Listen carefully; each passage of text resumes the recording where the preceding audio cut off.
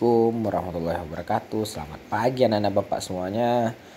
Tetap semangat walaupun hari ini kita belajar dari rumah. Hari ini kita lanjutkan lagi pembelajaran kita masih di tema 2, subtema 1, pembelajaran kedua. Oke, baiklah kita lanjutkan ya. Kemarin kita telah belajar tentang sistem pernafasan pada hewan. Kita lanjut sistem pernafasan pada manusia. Oke, kamu juga bisa lihat video ini sambil memperhatikan buku tematikmu ya, tema 2. Oke. Manusia bernafas untuk memasukkan udara ke dalam tubuh. Udara mengandung oksigen. Oksigen dibutuhkan untuk mendapatkan energi pada makanan. Energi ini menggerakkan semua proses kehidupan yang sangat penting pada tubuh. Organ pernafasan manusia terdiri atas hidung, faring, laring, trakea, bronkus, bronkeolus, dan paru-paru.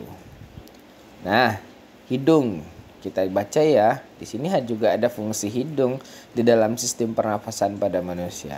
Udara masuk melalui lubang hidung ke dalam rongga hidung.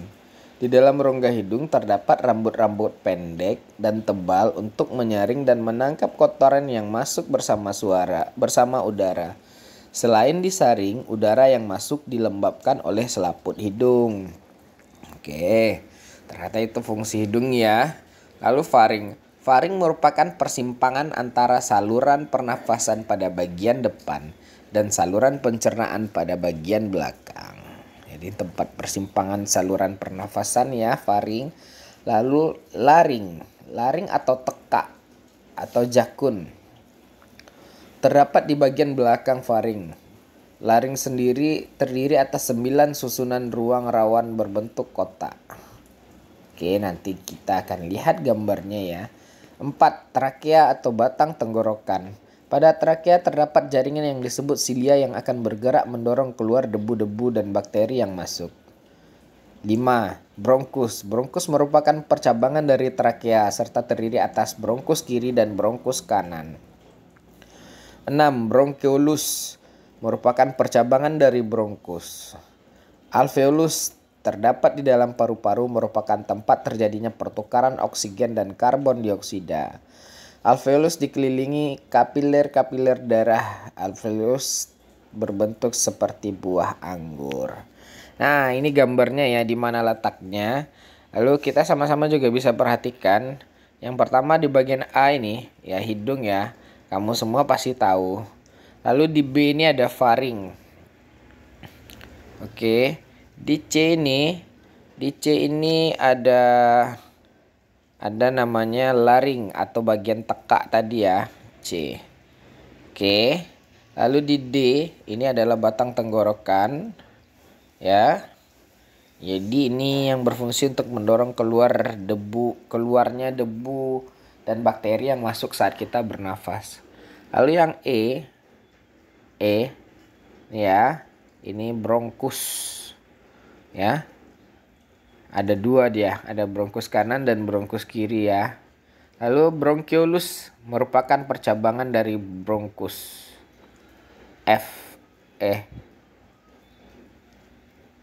Ya, F itu paru-paru. Oke. Ini lalu G ada diafragma, ini otot perut ya. Begitulah keterangan gambar dari sistem pernafasan pada manusia ya. Oke, kita lanjutkan. Nah, di sini juga ada gambar lagi lebih jelas. Coba Anda perhatikan sebuah ya. A itu merupakan paru-paru kanan. Kita perbesar gambarnya ya, biar kamu bisa lihat semuanya. Oke. A itu merupakan paru-paru kanan.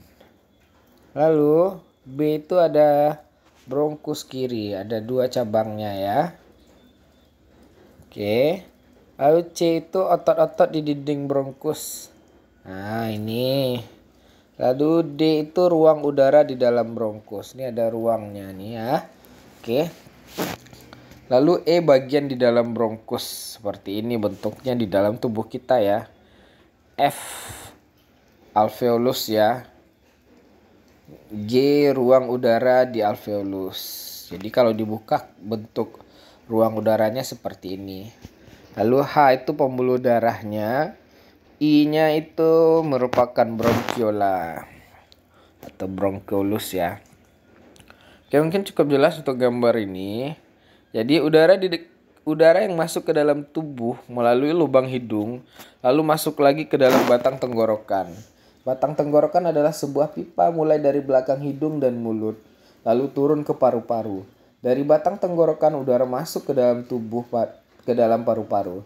Di dalam paru-paru oksigen terserap ke dalam pembuluh darah halus. Sebaliknya, gas karbon dioksida dari pembuluh darah masuk ke dalam paru-paru dan dibuang saat kita menghembuskan nafas. Jadi terjadi pertukaran ya, masuk oksigen dan keluar karbon dioksida. Oke. Nah, ini ada contoh tugas yang harus kamu kerjakan. Membuat pertanyaan, lalu kamu tuliskan jawaban ya. Dengan menggunakan kata tanya, apa, kapan, di mana, bagaimana, dan mengapa. Ya. Sedangkan pertanyaan ini itu berdasarkan bacaan pada sistem pernafasan pada manusia di atas. Jadi kamu belajar membuat pertanyaan sendiri dan kamu buat jawabannya. Oke. Jadi kamu bisa tuliskan dalam bentuk tabel seperti ini ya untuk tugasmu hari ini. Dan kamu juga bisa periksakan nanti ke gurumu. Oke. Nah, kita lanjutkan. Kita cari tahu tentang bacaan ini ya. Saat kita beristirahat atau tidur dalam setiap tarikan nafas, kita menghisap dan menghembuskan sekitar setengah liter udara. Kita menarik nafas sebanyak 15 sampai 20 menit 20 kali setiap menit. Sebaliknya, setelah beraktivitas berat, misalnya balapan lari, kita membutuhkan lebih banyak oksigen. Saat itu kita menarik nafas lebih dalam dan cepat. Dalam setiap tarikan kita menghirup udara sebanyak 3 liter atau lebih. Dalam setiap menit kita menarik nafas sebanyak 50 kali atau lebih. Itulah sebabnya kita terengah-engah. Oke, ini bisa dipahami ya. Nah, lambat cepatnya kita menarik nafas tergantung aktivitas yang sedang kita lakukan. Sebaliknya, kita juga dapat mengatur pernafasan sesuai aktivitas yang sedang kita lakukan. Sebagai contohnya, saat kita mendengarkan lagu, saat kita menyanyikan lagu, kita harus mengatur pernafasan supaya nyanyian kita lebih enak didengar. Dalam seni musik ada lagu bertangga nada diatonis mayor. Apa yang dimaksud dengan tangga nada diatonis mayor? Nah, kita lanjutkan ke tentang pengatur pernafasan dan bernyanyi dan mengetahui tentang tangga nada ya. Oke, tangga nada merupakan susunan berjenjang. Misalnya do, re, mi, fa, sol, la, si, do. Dalam seni musik ada jenis tangga nada diatonis. Tangga nada diatonis terdiri atas 8 nada. Tangga nada diatonis dibagi lagi menjadi 2 jenis tangga nada, yaitu tangga nada mayor dan tangga nada minor. Nah, tangga nada diatonis mayor memiliki interval jaraknya 1,5. Perhatikan contoh urutan tangga nada ini ya. Nah, tangga nada diatonis mayor ya. Jadi jaraknya 1,5 ya. Oke, ciri-ciri tangga nada diatonis mayor adalah sebagai berikut. Bersifat riang gembira, bersemangat, biasanya diawali dan diakhiri oleh nada do.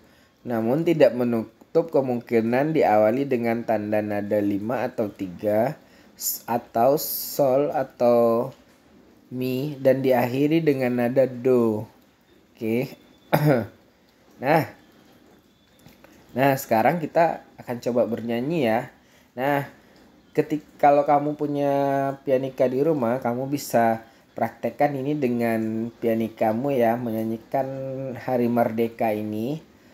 Dan jika tidak ada pianika, kamu boleh kirimkan videomu sedang bernyanyi menyanyikan Hari Merdeka 17 Agustus tahun 45 itu ke gurumu ya. Silahkan dikirimkan videonya.